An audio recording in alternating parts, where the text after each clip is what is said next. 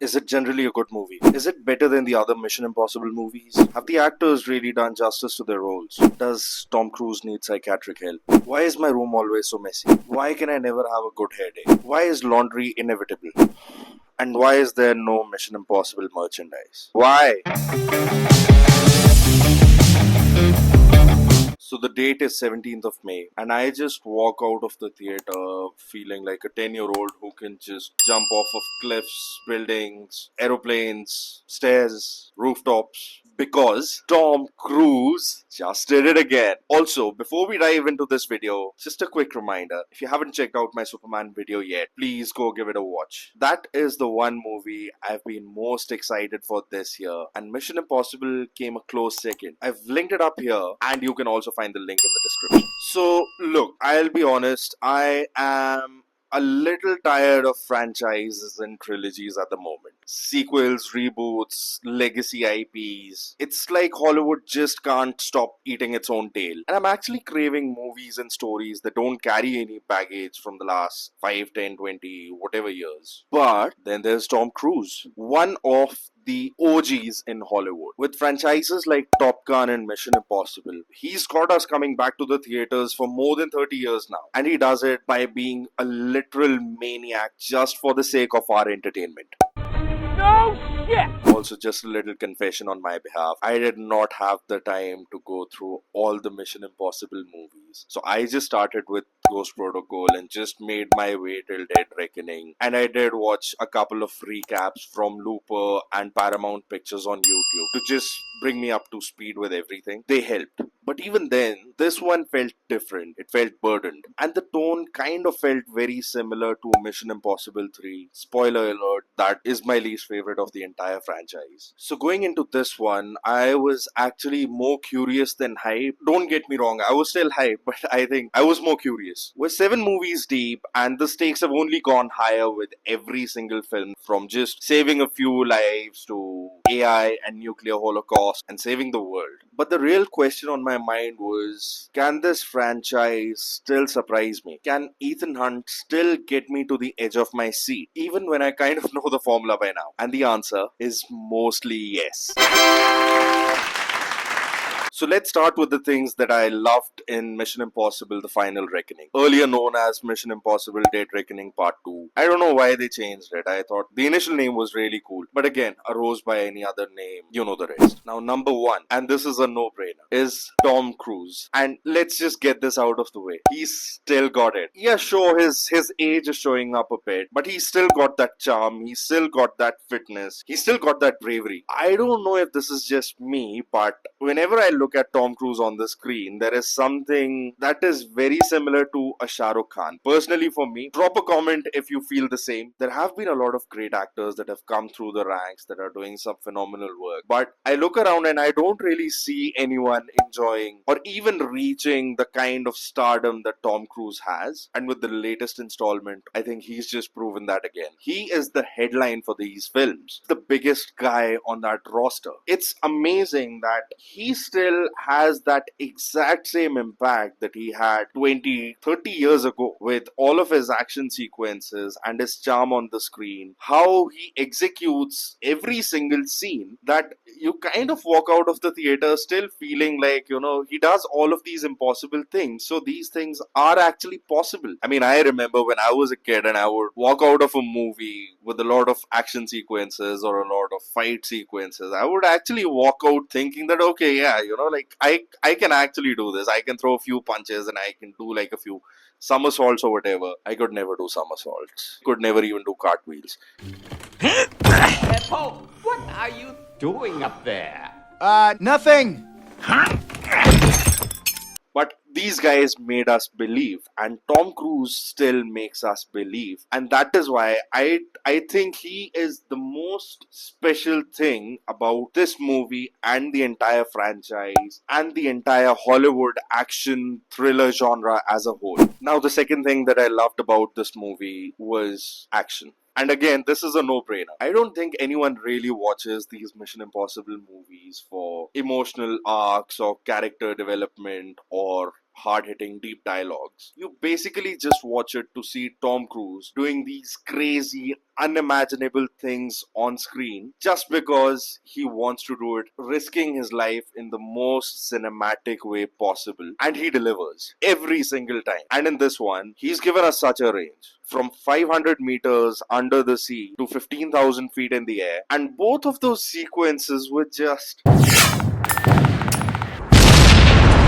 Mission Impossible has really just hit it out of the park, because every single Mission Impossible movie is known for that one iconic stunt piece. You can never forget Tom Cruise scaling the Burj Khalifa. You can never forget Tom Cruise just going on a dirt bike off that ramp and going into free dive. This one had two. Now, the first one was amazing. It was all underwater. The second one was in the air, like 10,000, 15,000 feet, and it was insane. It's extraordinary. I think a lot of viewers, a lot of the audience would actually resonate with this. Every single person sitting in the theater was scared for his life. Yeah, sure. In that environment, you were scared for Ethan Hunt and you were wondering if he's going to come out of this alive. But at some level, a lot of us were also concerned about Tom Cruise, the actor, that maybe one of these days he's just going to take it too far. That entire sequence, the way they filmed it, the motion, the scale, the rawness, it's right up there with some of the best, if not the best. Because no mere mortal should be able to do those things. He goes to these specialists and he discusses his ideas with those experts that if the plane is like this, I want to be hanging like this. And I almost wonder if he goes to these experts with action figures to kind of explain the idea that he's got.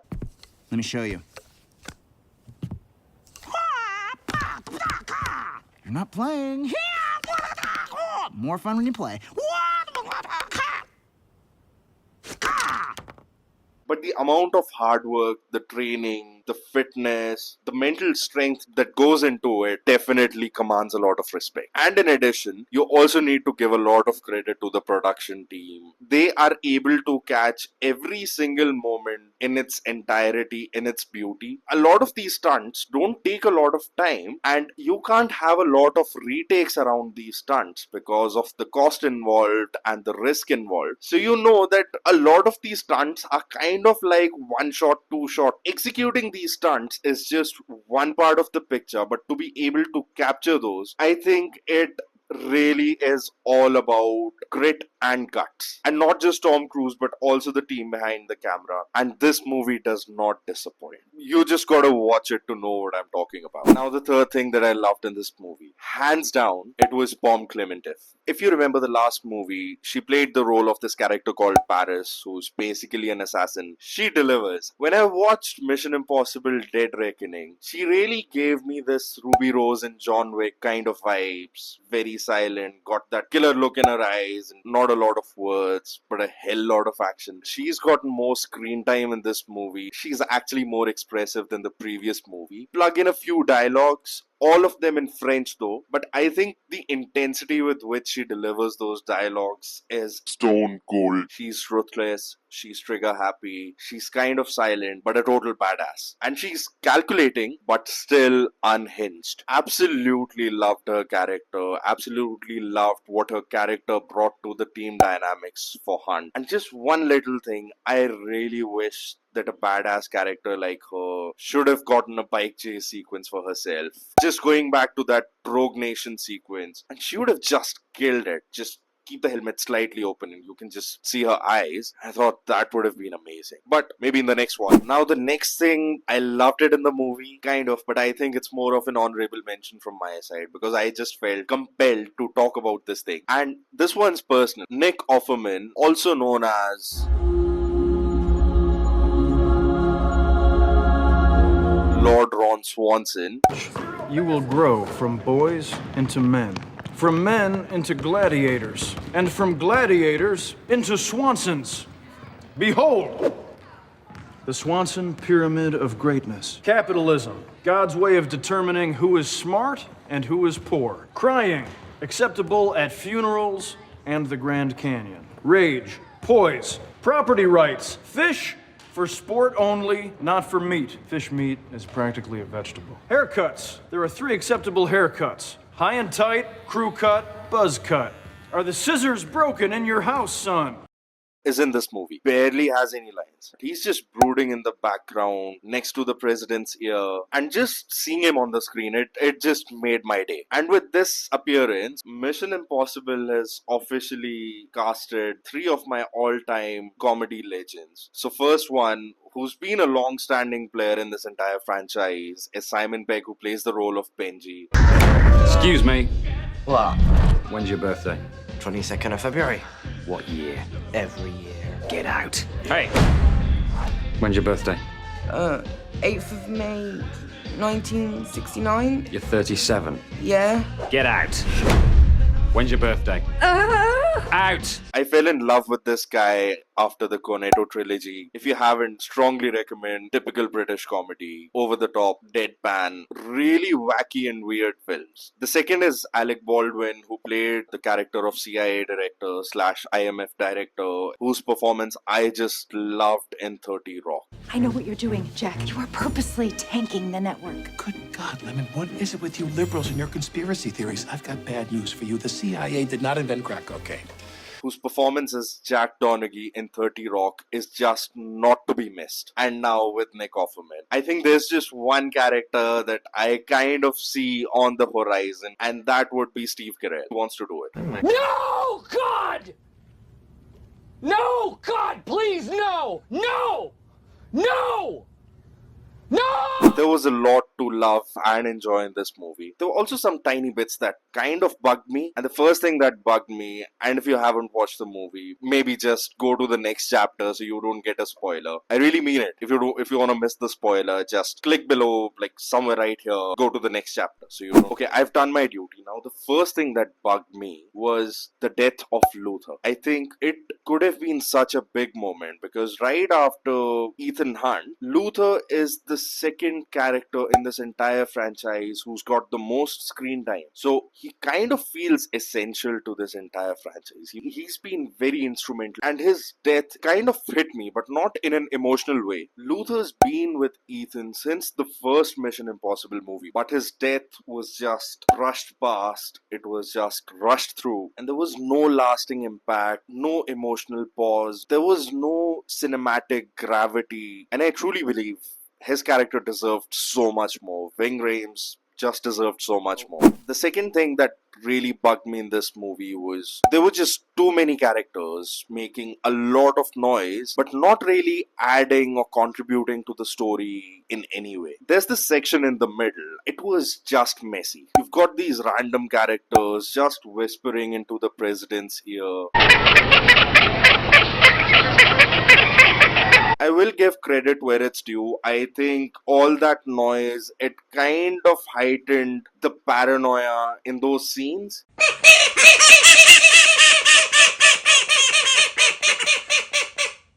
But apart from that, you don't know who these guys are. Even if you've seen them in the previous Mission Impossible movies, they're not those heavyweight characters. So you don't really feel like taking any of them seriously. You know, with all of these characters, all this noise, I feel it just got really bloated. The stakes are high, sure, I get it. There's nuclear holocaust. There is an AI that has taken control of all the nuclear powers of the world. But after a point, I was just like, bring Ethan back on screen. I just want to see what Ethan is doing because all of this is not really getting us anywhere. I just want to see what the guy is doing. Those are the bits that I loved. And the third thing that I didn't really enjoy in this movie was the overkill with the morose tone. As far as I can recall, Mission Impossible 3 was the other movie that was like really serious. But I don't think we go to these Mission Impossible movies to really feel down or serious or scared or whatever. I think we just go into these movies to have a good time, to have fun, to see this maniac just do impossible things. I think this was a movie that in a lot of places just tried to take itself too seriously. I understand you really want to drill down upon the gravity for the movie watching audience, but there comes a point after which you just get desensitized to it, and I understand it's like a really serious thing, but can we just move past it? Like, we've talked about the problem long enough. I just want to see the solution. I just want to see the execution. I just want to see the mission being carried out, and True, Mission Impossible has always flirted with global disaster, but this one just leaned so hard into all the doom and gloom that it almost felt like a funeral march, an eulogy in motion, a slow, mournful procession, a cinematic obituary, a grief parade. Okay, I'm kind of running out of adjectives here, but if you've got any fresh ones, please feel free to drop them down in the comments. Again, this was a movie that just took itself so seriously that it forgot to have fun, and which is the primary reason we fell in love with these movies in the first place. The final thing that kind of bugged me was I felt like there was an overuse with the Dutch angles. Now, what is a Dutch angle, you might ask? It is basically this. So this is a Dutch angle. A lot of indie movies, a lot of thriller movies, even horror movies to that extent, they use the Dutch angles very strategically, very tactically to really bring out the insanity in a moment, whether that is in a dialogue or an action, and to kind of give the audience an unsettling and a jarring experience. But this one perhaps just overdid it with the Dutch angles. Having said that, I think I really need to come out clean on this. I wasn't quick enough to get my tickets, so I ended up sitting in the third row in the far right corner of an IMAX screen. And so throughout the movie, I was kind of sitting like this. One might argue that because of my own angle, probably the movie was just playing normally without the Dutch angles, but because of the angle that I was sitting at, maybe the movie seemed like it had a lot of Dutch angles.